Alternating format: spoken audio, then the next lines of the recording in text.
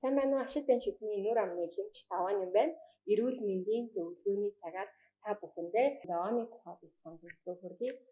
Яг бол бол бидний өдөр тутмын хэрэглээнд шүд амныхаа эрүүл ахуйг сахихад хоёр дахь шүтгэн болоод явж байгаа. Хүмүүс нөгөө хөөсрөх тусмаа л хамгийн сайн ч юм уу. Эсвэл нөгөө хөөсөрж байгаа тэр зүйл маань тааламжтай гэж үздэг.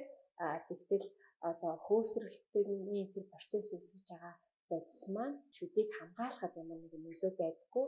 Зүгээр энэ маань бол хүмүүс нэг юм өөртөө тааламжтай байдал үүсгэхэд л нөлөөлдөг байх нэ. Хоёр дахь зүйл болохоор хүмүүс орж ирээд би ногоон тэмдэглэгээтэй л хэрэглэдэг. Энэ маань зөв биз дээ гэж хэлдэг. Гэтэл энэ тэмдэглэл маань одоо хүмүүс ерөөсөө зориулсан тэмдэглээ. Таахан магадгүй энэ таслагдсан савлгаатай гарын тоос ямар нэгэн тоос бүтээгдэхүүнийг хараад үзээрэй. Бүгдөө ямар нэгэн өнгөний тэмдэглэлтэй байгаа.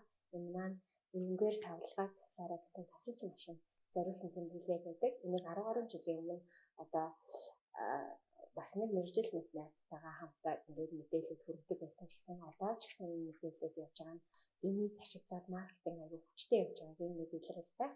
Тэгэхээр бүгдөө ямар нэгэн тэмдэглэгээнд биш, өнгөнд биш танд юу хэлгээд байна гэвэл оог аваа та энэ найрлагыг уншаад үзээрэй. Найрлаган дээрээ маш чухал мэдээлэлүүд нь явж идэг. Та эрүүл ахуйн энгийн оос сонгох чинь фтортой фторгүй янз бүрийн орнууд гадуур байгаа. Тэгэхээр хамгийн чухал найрлага бол фтор нь одоо ямар хэлбэр байдаг гэхээр содиум флорид, станус флорид, содиум монофлорфосфат гэсэн одоо гурван хэлбэрээр агуулдаг. Тэгэхээр станус флорид гэдэг нь одоо хит мэдрэгшил бууруулдаг биений үргэлжлэлийн эсрэг, цоолын эсрэг нөгөө хоёр фтороо бодвол илүү өндөр одоо идэвхтэй тийм бодис байдаг байна. Тэгээд хамгийн чухал зүйл бол фторын нормыг тогтоох нь маш чухал. Тухайн бүс нутгийн усны, ундны усны фторын хэмжээг одоо тогтоогоод түүндээ уйлдуулаад хэрэглэх нь маш чухал байдаг. Тэгэхээр хүүхэд том хүн одоо килограмм жинхэнэ бодож одоо фтор нь хоруу чанар буюу хортой бодис болох уу юу гэдгийг ашигтай юу гэдгийг одоо тодорхойлдог байх нь тэрний хүнснээр хэлсэнчлэн адилхан ямар ч зүйлийг тааруулж хэрэглүүл ийм одоо тааруулах бол хор болдог гэдэгчлэн одоо фторын хэмжээг ч гэсэн тааруулж хэрэглэх юм бол одоо яг бидний хүн төрөлхтөнд байгаа шүдний одоо цоолын эсрэг үлсэж байгаа идэвхтэй бодис байх нэ юм.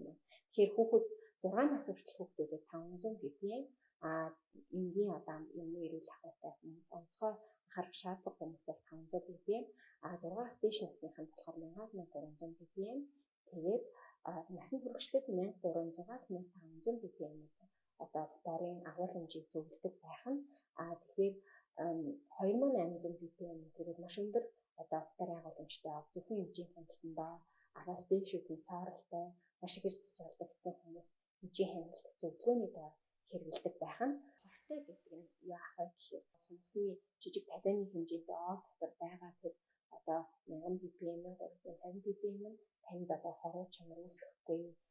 Тэгээд мэдээж он дээр агуулгаддаг зөвлөгөөнүүд байдаг.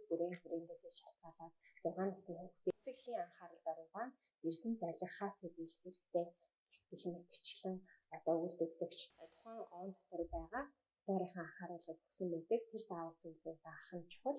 Тэгээд мэдээж бүр хүнд хоруу чанар үүсгэх хөдөлгөөний хэмжээнд хүрэхээр хоруу чанарын хэр хэмжээний одоо оог хэрэглүүл хэр хэмжээний фторыг хэрэглүүл тэр хоруу чанар хүрэх вэ гэхээр том хүнд бол 1 кг-д 15 мг буюу одоо 50 кг жинтэй хүн байх нь 50 кг жинтэй хүн байх нь бол 15 хэмжүүлээд тэр хэмжээний фторын одоо яадаг юм хөл хэрэг дооц байдаг байх нь хүүхдэд бол 1 кг жинтэнд 5 мг фтор гэх мэтчлэн энэ их хэмжээнд хүрч иж одоо хоруу чанар нь одоо бүр тэр хөл төрхөд дооц нь хүрэх ч гэсэн та аваад залгиж болохгүй эсвэл том хүний хүүхдүүдтэй хэрэглэж энэ байгаа бас хүүхдүүд чинь тоглоод огийн хэмжээгээр шахаад залгиж энэ залгсан байгаа нь бол даавралтай ханддаг гэсэн юмшиж тань яг нормын дагуу хэрэглэж байгаа тэр онд нь одоо биднэрт хортлого болох нэ гэж.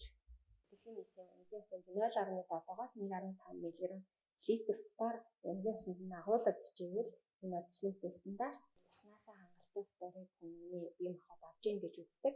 Гэвч манайх бол хангалттай 0.3-4 онцгой байдаг учраас үйлчлүүлэгчтэй бол дандаа фтортой зөвлөдөг байгаа. За дараагийн нэг оон дагуулж байгаа бодис гэх юм бол трипласан гэж бодис байдаг. Энэ маань буйлны үргэлжлэлээс урьсан сэргийлдэг богино эсрэг үйлчилгээтэй. Та буйлны үргэлжлэлийн эсрэг оо хэрэглэж байгаа бол тэндэр чинь хэдэн илүү их агуулгадсан байдаг. Жохон сонин амттайдаг энэ оо байдаг. Тэрэнд агуулгадж байгаа байсан таны буйлны үргэлжлэл сайн байдаг ахын. Тэг бүх оон бага хэмжээгээр агуулгадна. Тэгээд буйлны үргэлжлэлийн эсрэг эмчилгээ зааж өгсөн бол тэр он дээр илүү их агуулгаддаг байх нь. Дараагийнх нь бол потасиум нитрат гэдэг бодис байдаг. Энэ маань бол хитэн тэршлэх эсрэг үйлчилдэг. Гэх мэтчлэн энэ чухал элементүүдийг та харах хэрэгтэй. Төрөний хилжсэн хөөсрүүлж байгаа бодисыг нь болохоор содиум, лаурид, сульфат гэж нэрлэдэг. Энэ маань болохоор зөвхөн хөөсийг л үүсгэж байгаа. Тэгээд соорлын эсрэг ч юм уу ямар нэгэн эмчилгээний зориулалт байхгүй. Нэг асуудал нь юм бас састын зарим нэгэн хит хуурайшилын энийг үүсгэх гэдэг.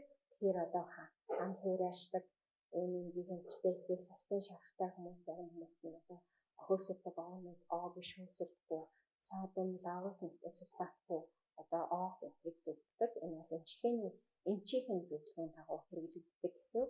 Дараагийнх нь нэг чухал агуулмж бол нэг абразив буюу өнгөлөөний оо болгоно гэдэг ихэвчлэн шүд цайруулах онд маш ихээр агуулгадчихдаг. Энэ нь 250 гэдэг тоогоор тэмдэглэгддэг. 250-аас бага байх хэвээр. Энэс их бага гэх юм бол шүдийг их гэмтээдэг.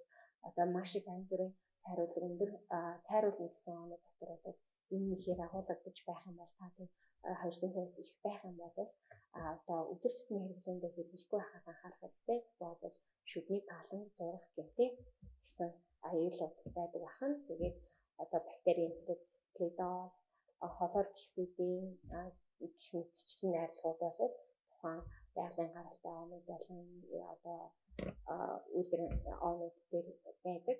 Үндсэн голын найрлагуудыг та харж үзээд өөртөө хэрэгтэй эрүүл ахуйн онгоо сонгохдоо дээд хязгаар байх ёстой хэмжээг нь мэдээд авсан тохиолдолд та оон гэрээ дүгнэлтэйгээ авч болох нь эмчилгээний зориулалтаа оонууд байдаг. Тэрийг бол мэдээж та эмчтэйгээ зөвлөж аав. Та ам хуурайшдаг бол ам чигшүүлэхөө тэгээд хитэн мэдэршил үүсэж байгаа бол хитэн мэдэршлийн эсрэг гэх мэтчлэн маш олон гой оонууд гарч ирсэн. Олон үйлдвэрлэгч маркетингээр байх гэсэн танд өргөн хэрэглээ таны хэрэгцээнд илүү их нийцсэн байдаг. Тэгэхээр миний хувьд бол буйлын үргэлжлэл ихтэй хүмүүс гэснээр давхар нөгөө шамлалтаас болоод хит мэдэршил үүсдэг хүмүүс өглөөний хит мэдэршлийн оройн буйлын эсрэг мэнгийн үргэлжлэл эсрэг хэрэглүүлэх ч юм уу гэдэг юм бол тухайн өвчтөнд тохирсон зөвлөгөө зөвлөмжөөр ингээд хэрэглүүлдэг байгаа. Тэгэхээр та бүхэн ямар ч сонгосон байгалийн гаралтай оонууд дотор мэдээж фтор байдаггүй. Түүнийг юу орлох вэ гэхээр кальц ордог. Тэгэхээр та ямар ч хэрэглэсэн тэрэнд нь эрүүл ахуйн энгийн ол бол эрүүл амны хүндэтэй хүмүүс хэрэглэн тэгээд танд нэмэлтээр шаардлагатай эмчилгээний зориулалтаа хэрэглэх юм бол та зайлшгүй эмчтэйгээ зөвлөж сонгож тодорхой хугацаанд хэрэглээд энгийн эрүүл ахуйн оргоо шилжих мэтчлэн ийм сонголтуудыг хийдэг байгаа. Гэр бүлийн хэрэгцээнд гэсэн оонууд байдаг. Танай гэр бүлд олон насны хүмүүс байгаа бол та хэрэглэх оогоо гэр бүлийн оо ч юм уу ингэхгүйгээр насны онцлогтой тохирсон оог хэрэглэж дээрх фтор болон бусад бодисуудынх нь найдлагыг хараад уншиж сурах нь яг тансыг хэрэглэж байгаатай адилхан юм аа. Тиймээс та өөрөө оон дээрх найдлагыг уншаад сурчих юм бол ямар нэгэн асуудалгүйгээр та эрүүл ахуйдаа том хөрөнгө оруулалт болох нэ гэсэн.